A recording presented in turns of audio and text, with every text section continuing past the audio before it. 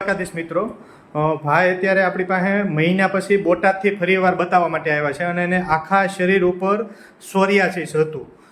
આખા શરીર ઉપર બોડીનો કોઈ પણ પાર્ટ બાકી હતો નહીં અને મહિના પછી અત્યારે બતાવવા માટે આવ્યા છે. ભાઈને અત્યારે 100% રાહત છે. શરીરમાં એક પણ જગ્યાએ બિલકુલ ખંજવાળ આવતી નથી અને આખા શરીરે સોરિયાસિસ હતું. આખા શરીર ઉપર શરીરનો કોઈ પણ ભાગ બાકી નહોતો અને મહિના પછી બતાવવા માટે અત્યારે ફરીવાર આવ્યા છે. આપણે ભાઈને પૂછે કેમ લાગે છે તમને? એકદમ સરસ સાહેબ, એક પણ કાંઈ તકલીફ નથી કઈ જાતની.